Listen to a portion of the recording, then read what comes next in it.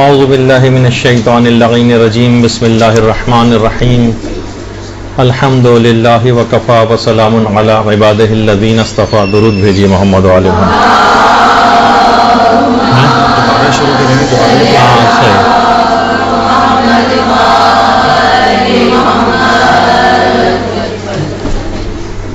آج کل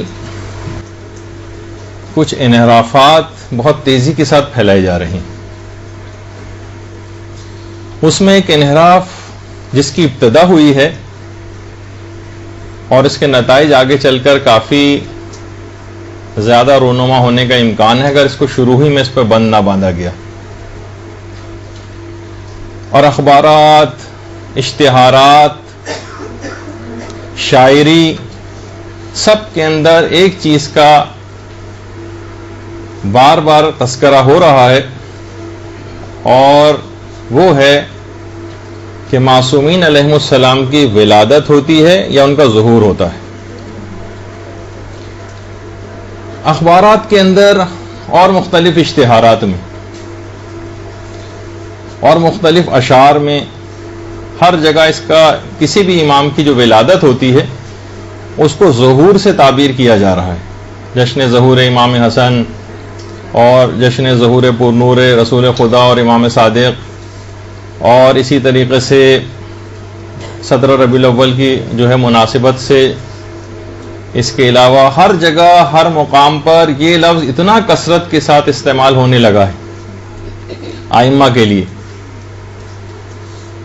یوم ظہور امیر المومنین 13 رجب کے حوالے سے، اور اسی طریقے سے جتنے بھی اور ائمہ ہیں. لیکن یہ صرف پاکستان کے اندر ہمیں فی الحال نظر آ رہا ہے اور بعض اوقات انڈیا میں. لیکن جو عرب دنیا ہے یا جو اور پوری دنیا اس وقت ہے وہ سب کی سب ولادت کا لفظ کو استعمال کرتی آ رہی ہے، جو کہ ہمیشہ سے شیعت کے اندر رائج تھا. عوام ہو یا خواص سینکڑوں سال سے ولادت کا جشن مناتے آ رہے تھے. لیکن باطل نے کچھ پیسے خرچ کر کے کچھ ایسی باتوں کو متنازع بنانے کی کوشش کی ہے کہ جو اس سے پہلے کبھی بھی متنازع نہیں تھی. تمام شیعہ بہت فخر سے معصومین کی ولادتوں پر جشن مناتے تھے. لیکن اچانک سے کیا ہوا؟ صرف چند سال کے اندر دیکھتے ہی دیکھتے بعض سازشی افراد جو اپنے تئیں بہت معرفت کا اونچا درجہ رکھتے ہیں، گویا 1400 سال کے بعد اب جبریل امین کوئی وحی لے کر نازل ہوئے ہیں کہ ائمہ معصومین علیہم السلام کی ولادت نہیں ہوتی بلکہ ظہور ہوتا ہے. اچھا، یہ اتنی سادہ سی بات بھی نہیں، اس کے پیچھے کچھ سازش ہے اور کچھ وجوہات ہیں جو ابھی آگے چل کر ہم بیان کریں گے. یہ افراد یہ کہتے ہیں کہ ائمہ کی ولادت نہیں ہوتی بلکہ ظہور ہوتا ہے، اور معصومین جو ہیں وہ نور ہیں اور نور کی ولادت نہیں ہوتی، اور یہ اپنے اجداد کے اسلاب اور صلبوں میں بھی نہیں ہوتے، نہ اپنی ماؤں کے رحم میں ہوتے ہیں، نہ ان کے شکم میں ہوتے ہیں. اور ان کی ولادت کے متعلق یہ لوگ عقیدہ نہیں رکھتے بلکہ کہتے ہیں کہ ائمہ علیہم السلام ڈائریکٹ نازل ہوتے ہیں یا ان کا ظہور ہوتا ہے. اور اس کی دلیل کے طور پر قرآن کی بعض اوقات ایک آیت بھی پیش کی جاتی ہے کہ جس میں کہا گیا ہے کہ پیغمبر اسلام کے ساتھ پروردگار نے ایک نور کو بھی نازل کیا ہے، جس سے مراد تمام مفسرین نے اور علماء نے قرآن کو لیا ہے جو رسول کے ساتھ ہی ہدایت کے لیے نازل ہوا ہے. اور اگر ہم اس سے مراد ائمہ معصومین علیہم السلام کو بھی لے لیں تب بھی یہی کہا جائے گا کہ ائمہ وہ خود قرآن کی جیتی جاگتی تفسیر ہیں. البتہ اس قسم کی آیات جن کے اندر نور کے نازل ہونے کا تذکر آیا ہے ان میں کہیں بھی ان آیات کا انطباق ائمہ علیہم السلام کی پیدائش یا ظہور کے سلسلے میں اس کا کوئی رابطہ ہی نہیں. اچھا، ائمہ معصومین علیہم السلام کی بات یاد رکھ لیجئے کہ ان کے دو شخصیتوں کے دو پہلو ہیں. ایک نورانی پہلو ہے اور ایک جسمانی پہلو ہے. نورانی پہلوؤں سے ائمہ پروردگار عالم کے ساتھ منسلک ہوتے ہیں اور جسمانی لحاظ سے مخلوق سے متصل ہوتے ہیں. یعنی نوری حیثیت سے پروردگار سے ان کا ایک تعلق ہے، بشری حیثیت سے ان کا مخلوق سے ایک تعلق ہے. اور جب بشری لحاظ سے ان کو دنیا میں بھیجا گیا تو اس کے تمام تقاضائے بشری بھی ان کے ساتھ ہیں. کھانا پینا ہے، دکھ تکلیف ہے، ہنسی خوشی ہے، تولد و تناسل ہے، شہادت ہے، ان کا زندگی بسر کرنا ہے، تمام وہی بشری تقاضوں کے تحت جس طریقے سے عام انسانوں کے کچھ تقاضے ہیں اس طرح سے ان کے یہاں بھی ایسے ہی تقاضے ہیں. اور خود ائمہ کی ولادتوں کے اندر بھی یہی سلسلہ ہے. کچھ امتیازات ضرور ہیں ائمہ علیہم السلام کے، 10-12 امتیازات کہے جاتے ہیں جو ان کی ولادت کے سلسلے میں روایتوں کے اندر آئے ہیں. یعنی کچھ خصوصیات ہیں ان کے اندر جو عام اشخاص کے اندر نہیں ہوتی، لیکن بہرحال ولادت کا سلسلہ ویسے ہی ہوتا ہے کہ جیسے کہ ہے. مثلا اس میں بہت ساری چیزیں ہیں کہ ائمہ مثلا مختون پیدا ہوتے ہیں اور پاکیزہ پیدا ہوتے ہیں، اور پیدا ہوتے ہی کلمہ شہادت جو ہے ان کی زبان سے جاری ہوتا ہے، اور وہ سیدھے پیدا ہوتے ہیں، اور جسمانی اعتبار سے ان کی گروتھ جو ہے وہ بہت تیز رفتاری سے ہوتی ہے، جو بہت ساری روایتوں کے اندر 10-12 چیزیں آئی ہیں. اور وہ کہتے ہیں کہ ظاہر کی سب باتیں نور کے اندر تو نہیں ہوتی، یہ تو تمام عوارض جسمانیہ ہیں، جسم کے ساتھ لاحق ہوتے ہیں. کہا یہ جاتا ہے عام طور پر کہ شاید ان لوگوں کو گمان یہ ہے کہ شاید عام طریقے سے پیدا ہونا کوئی کمی ہے، کوئی خرابی ہے، کوئی نقص ہے ائمہ کی شان میں، کہ اگر ہم کہیں گے کہ عام طریقے سے پیدا ہوتے ہیں جیسے کوئی اور جو ہے کوئی عام شخص پیدا ہوتا ہے تو یہ گویا ان کی شان میں کمی کے مترادف ہوگا. ایسا نہیں. اچھا، کیا آدم نبی نہیں تھے؟ آدم نبی تھے. اب ہم کہیں کہ آدم کی شان سے تو بہت بعید ہے کہ آدم کو سیاہ اور سنی ہوئی کیچڑ سے پیدا کیا گیا، جو قرآن کی بہت سی آیات کے اندر تذکرہ آیا ہے. مٹی تو ہم ویسے کہتے ہیں لیکن جو تذکرہ ویسے آیا ہے کہ ہم کہیں تو حضرت آدم کی بہت معاذ اللہ جو ان کی شان کے منافی ہو گئی ہے بات. انہیں تو ان کا پتلا جو بنایا گیا تھا ابتداً مٹی سے، مٹی کے بجائے وہ کسی سونے چاندی یا مثلا جواہرات وغیرہ سے اگر بنا ہوتا تو ہم کہتے کہ ان کی شان کے خلاف نہیں. اسی طریقے سے جتنے بھی 1,24,000 انبیاء گزرے اور جتنے بھی اس میں سوائے چند زندہ انبیاء کو چھوڑ کر وہ سب کے سب دفن ہوئے ہیں اسی ایک عام مٹی میں، چاہے وہ ہمارے ائمہ ہوں یا انبیاء ہوں. اب اگر ہم یہ سوچیں کہ بھئی یہ تو ائمہ کی شان سے بہت بعید ہے، یہ تو ائمہ کی شان کے بہت ہی زیادہ خلاف بات محسوس ہو رہی ہے کہ اتنے عظیم الشان کے کائنات جن کے صدقے میں وجود میں آئی ہو، وہ اتنی معمولی سی جو مٹی ہوتی ہے اس کے اندر ان کے جسم اطہر کو دفن کیا جائے. ہمارے تئیں تو شاید اگر اس لحاظ سے میں اس تناظر میں کہہ رہا ہوں کہ لوگ یہ سمجھتے ہیں کہ شاید اس کے اندر کوئی کمی اور خرابی، تو ٹھیک ہے یہ بھی ہمیں بظاہر کمی اور خرابی لگ رہی ہے. ہونا یہ چاہیے تھا کہ سونے اور چاندی اور ہیروں سے کوئی مزین کوئی قبر ایسی ان کے لیے منتخب کی جانی چاہیے تھی اپنے تئیں جو ان کی شان کو بڑھانے والی ہوتی. تو اصل بات یہ ہے کہ یہ فاسد نظریہ ہے. ان کے عام طریقے سے پیدا ہونے میں کوئی قباحت، کوئی کمی، کوئی نقص نہیں ہے، ان کی کوئی شان کے خلاف نہیں. اور ائمہ معصومین نے خود اپنی پیدائش کے لیے یعنی اپنی اس کے لیے ولادت کا لفظ استعمال کیا، کہیں پہ بھی انہوں نے ظہور کا یا نزول کا کوئی لفظ استعمال نہیں کیا. اچھا، اس کی سب سے اہم اب جو دلائل شروع ہو رہے ہیں ہمارے اس سلسلے میں، تاکہ آپ یہ اس بات کو بہت ابتدان دیکھیے بھی زیادہ عرصہ نہیں گزرا، ابھی صرف چند میرا خیال ہے شاید 2-3 سال سے یہ مسئلہ ذرا زیادہ اچھلنے لگا ہے. اور اگر اس پہ ابتدان بند نہیں باندھا گیا، لوگوں کو روکا نہیں گیا، تو ابھی میں جو چل کے اس کے خطرات آگے آپ کو بتانے والا ہوں کہ نظریات میں کیسی تبدیلی لوگوں کے واقع ہو جائے گی صرف 5-7 سال کے اندر، تو پھر اس پر بند باندھنا بہت مشکل ہو جائے گا. انحراف کو ہمیشہ شروع ہی میں روکنا ہوتا ہے.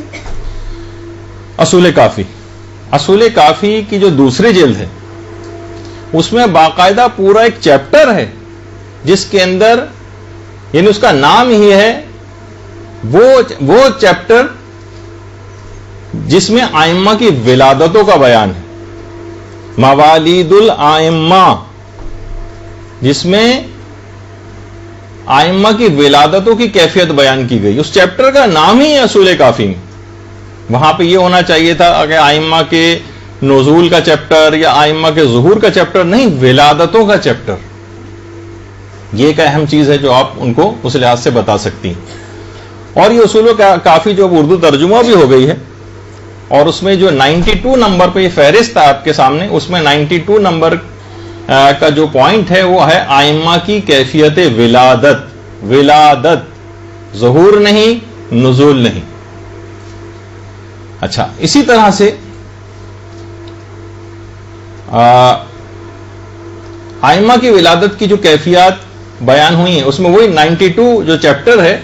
وہ دیکھیے، وہ والا صفحہ بھی آپ کے سامنے ہے، موالد الائمہ علیہم السلام، چیپٹر نمبر 92 92. تو یہ آپ اصول کافی میں بھی جو اس نظریے کے حامل ہیں ان کو کھول کر یہ دکھا سکتی ہیں کہ یہاں پہ بھی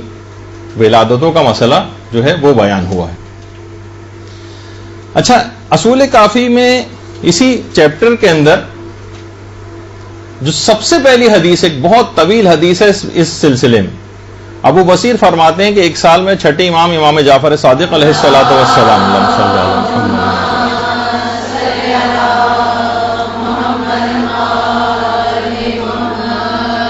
ان کے ساتھ میں حج پر گیا. رستے میں مقام ابوا ایک مقام ہے، وہاں پر ہمارے ساتویں امام موسی کاظم علیہ الصلوۃ والسلام کی ولادت ہے.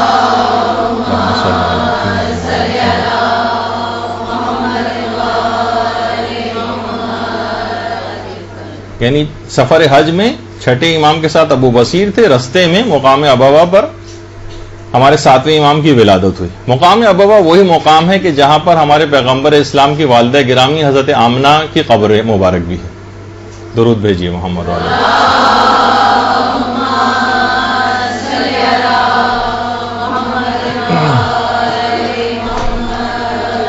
اچھی طویل حدیث ہے بہت.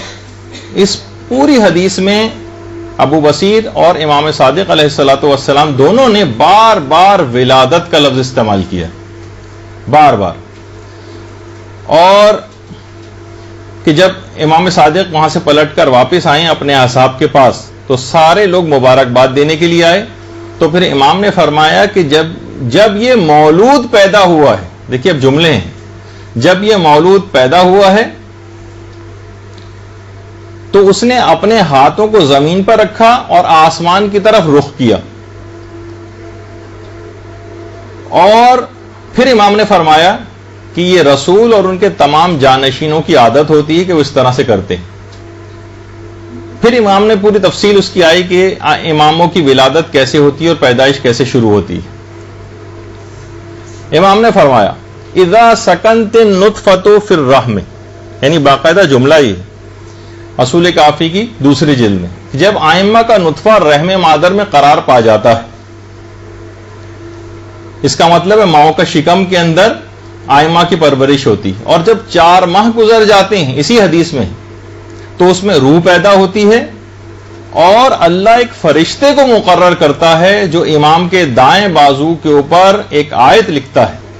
اور وہ آیت ہے وَتَمَّتْ كَلِمَتُ رَبِّكَ صِدْقًا وَعَدْلًا لَا مُبَدِّلَ لِكَلِمَاتِهِ وَهُوَ السَّمِيعُ الْعَلِيمُ. یہ آیت امام کے دائیں ہاتھ پر ایک فرشتہ لکھتا ہے. اور اس کے بعد پھر امام نے کہا وَإِذَا وَقَعَ مِن بَطْنِ أُمِّهِ، اور پھر جب وہ اپنی ماں کے شکم سے امام باہر آتا ہے. دیکھیے تمام کیفیات، یہ تم سارے دلائل ہیں جو آپ کو رٹ رہے ہیں. اور یہ آج کل بہت زیادہ یوں پھیلایا جا رہا ہے کہ باقاعدہ ایک طالبہ نے تو فون کر کے جو مجالس پڑھتی ہیں بہت زیادہ ایک لحاظ سے تاکیداً یہ بات کہی کہ آپ اس موضوع کو ضرور اٹھائیں. ان کے ساتھ کچھ بہت بیڈ ایکسپیرینسز ہوئے، عورتیں بہت زیادہ انہوں نے کہا کہ غلط آپ عقائد پھیلا رہی ہیں، ان کا ظہور ہوتا ہے اور آپ یہ کیا کر رہی ہیں وغیرہ وغیرہ. ان کے ساتھ بہت مشکلات ہوئیں. تو اب عورتیں بھی اس میدان میں کود پڑی ہیں، تو آپ کو سمجھانے کے لیے بہت سی باتیں یاد کرنا پڑیں گی. امام فرماتے ہیں وَإِذَا وَقَعَ مِن بَطْنِ أُمِّهِ، جب وہ اپنی ماں کے شکم سے باہر آتا ہے وَاضِعًا يَدَيْهِ عَلَى الْأَرْضِ رَافِعًا رَأْسَهُ إِلَى السَّمَاءِ، تو وہ اپنے ہاتھوں کو زمین پر رکھتا ہے اور اپنے سر کو آسمان کی طرف بلند کرتا ہے، اور پھر کلمہ شہادت جاری کرتا ہے اور بہت ساری چیزیں. اس کی تفصیل ہے بہت تفصیلی روایت کے اندر. یہ بھی اصول کافی کی دوسری جلد کی جو روایت ہے، یہ واضح طور پر یہ چیز بتا رہی ہے کہ ائمہ کی اس لحاظ سے ولادت ہوتی. پھر اس کے بعد اگلی حدیث جو ہے وہ بھی اصول کافی میں ہے، اور وہ یہ ہے کہ حسن ابن راشد جو کہ راوی ہیں وہ فرماتے ہیں کہ میں نے امام جعفر صادق علیہ الصلوۃ والسلام سے سنا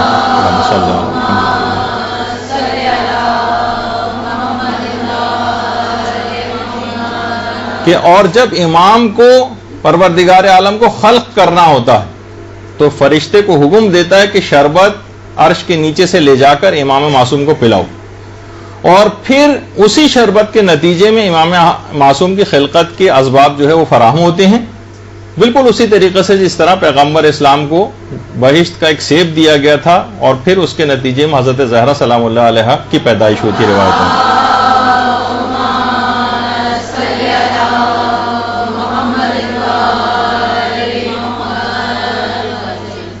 اچھا، پھر امام نے آگے چل کر فرمایا کہ فَيَمْكُثُ 40 يَوْمًا وَلَيْلَةً فِي بَطْنِ أُمِّهِ،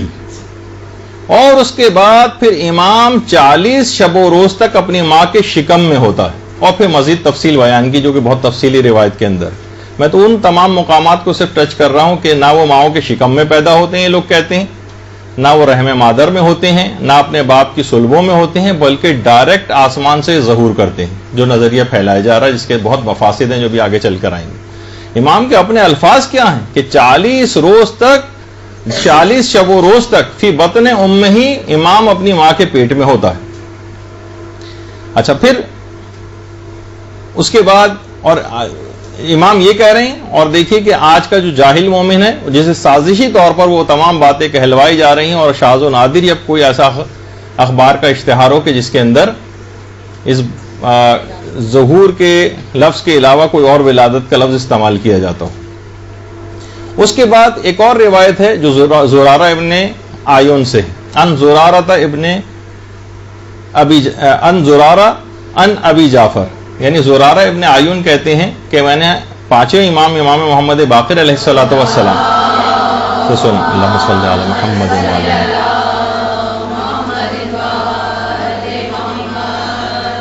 قال للامام 10 علامات،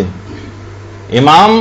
کی 10 علامتیں ہیں، یعنی جس وقت امام پیدا ہوتا ہے، جس میں سے ایک یہ ہے یولد مطہرہ، کہ وہ پاک و پاکیزہ پیدا ہوتا ہے۔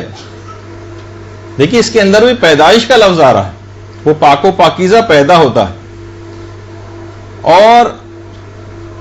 ہم جو ہیں ان کے لیے زبردستی اپنی معرفت کو بہت زیادہ وسیع اور بڑی ظاہر کرتے ہوئے کہ ہماری تو جو معرفت ہے وہ بہت زیادہ ہے کہ ہم ان کے لیے اس قسم کے عقیدے کے قائل ہیں۔ اچھا، ایک بات اور بیان کر دی جائے کہ باقاعدہ اس کے اندر ایک روایت میں تو امام نے 12 علامتیں بیان کی، جس میں سے پہلی علامت یہ کہ وہ پاک و پاکیزہ پیدا ہوتے ہیں۔ اصول کافی تو اردو میں بھی دستیاب ہے، اس میں چیپٹر نمبر 92 جا کر آپ پڑھ سکتی ہیں۔ اچھا، پھر ایک اور جو قضیہ آپ لوگ اکثر مجالس کے اندر ایک واقعہ جو ہے وہ سنتی ہیں، جو کہ ایک فرشتہ تھا فطرس کا، فطرس۔ اچھا، اس کو الگ الگ طریقوں سے لوگ پکارتے ہیں، لیکن اصل میں اس کا جو تلفظ ہے وہ فطرس ہے۔ اچھا، اس فرشتے کا پہلے تو جنہوں نے نہیں سنا، کیونکہ بہت سی نئی طالبات بھی ہیں، جو کہ ایک فرشتہ تھا۔ اچھا، یہ جو روایت ہے البتہ یہ ہے کہ اہل علم افراد کے اندر کافی ڈیبیٹ ہے اس بات میں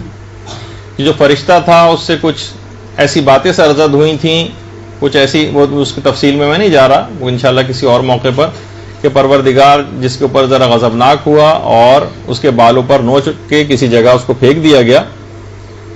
تو اس کے بعد پھر پیغمبر اسلام نے اس کو ایک طریقہ بتایا تھا اس فرشتے کے لیے جبرائیل کو کہ فطرس سے کہو کہ وہ آ کر امام حسین کی پیدائش کے وقت امام کے جسم سے اپنے جسم کو مس کرے۔ تو پھر اس کے بعد ابھی میں تفصیل اس کی روایت کے اندر خود ہی آ جائے گی۔ تو وہاں پر پیغمبر نے ہر جگہ اس مولود کا لفظ استعمال کیا کہ اس مولود سے، امام حسین علیہ الصلوۃ والسلام سے، اس کے جسم سے اپنے جسم کو مس کر۔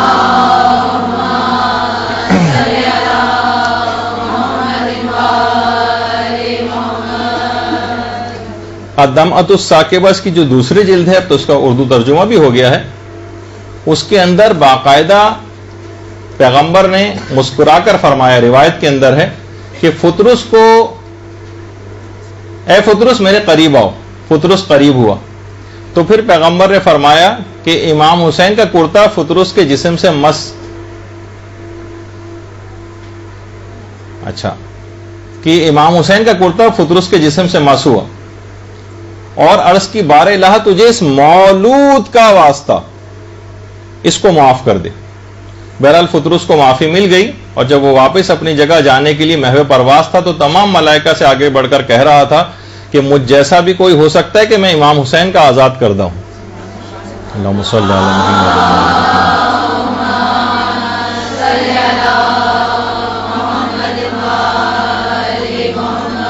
بار الہ تجھے اس پیدا ہونے والے کا واسطہ، یہ پیغمبر نے اسلام نے جملہ استعمال کیا امام حسین کے لیے، یہ نازل ہونے والے کا، ظہور کرنے والے کا نہیں کہا،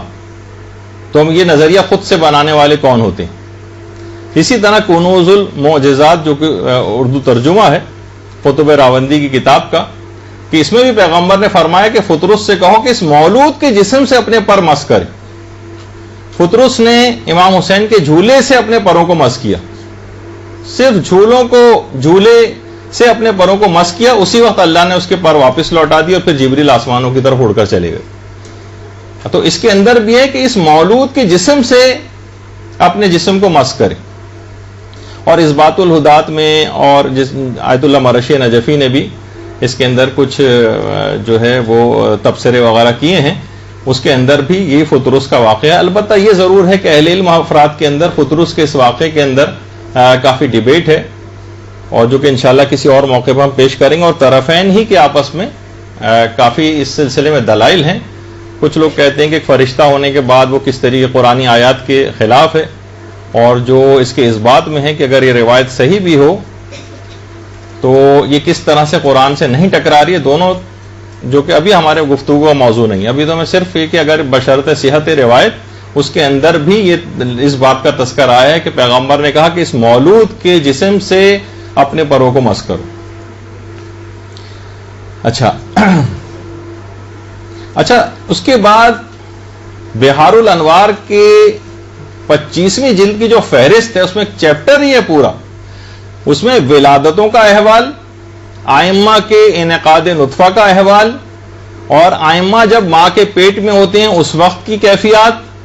اور آئمہ کی ولادت کے وقت کی کیفیات، اور آئمہ کی برکات، ولادت کی برکات، اس پہ پورا چیپٹر ہے۔ اس پورے چیپٹر کا نام یہ ہے جس میں جگہ جگہ ولادتوں اور رحم مادر کا تذکرہ، خود اس چیپٹر کا نام، ورنہ یہ ہوتا ہر جگہ ہوتا کہ آئمہ کے ظہور کی کیفیات، آئمہ کے نزول کی کیفیات، یہ تمام چیزیں ہونی چاہیے تھی، نہیں، ہر جگہ پر ولادت کا لفظ استعمال ہوا، ہر جگہ پر۔ اور یہ بھی روایات کے اندر چیز آئی ہے، اصول کافی میں بھی ہے اور بصائر الدرجات میں بھی ہے، کہ امام نے فرمایا کہ اے محمد، بے شک امام اپنی ماں کے پیٹ میں آوازوں کو سنتا ہے، فی بطن امہ ہی، وہ اپنی ماں کے پیٹ میں آوازوں کو سنتا ہے، یعنی آئمہ اپنی ماؤں کے پیٹ میں ہوتے ہیں۔ اور ہمارے پانچویں امام نے بھی یہ بات بیان کی ہے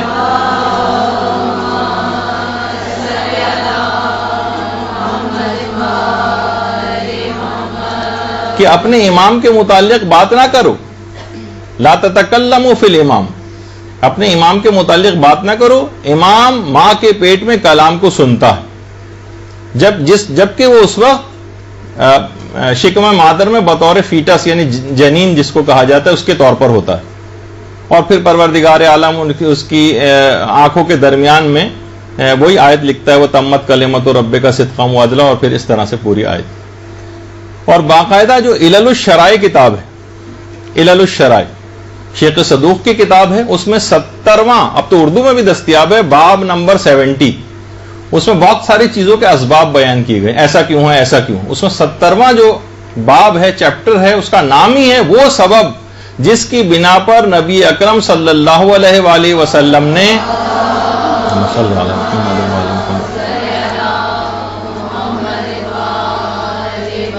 ماں کے پیٹ سے پیدا ہوتے ہی کلام نہیں کیا، جبکہ حضرت عیسیٰ نے کیا۔ اس چیپٹر کا نام ہی یہی ہے، وہ سبب جس کی بنا پر نبی اکرم نے ماں کے پیٹ سے پیدا ہوتے ہی کلام کیوں نہیں کیا جبکہ حضرت عیسیٰ نے کیا، اور اس کی پھر تفصیل بیان کی گئی جو ہماری بحث سے خارج ہے. یعنی پیغمبر اسلام بھی اپنی ماں کے پیٹ میں رہے اور اس کے بعد پھر ولادت ہوئی. برحمتك يا ارحم الراحمين وصلى الله على محمد وآله الطاهرين.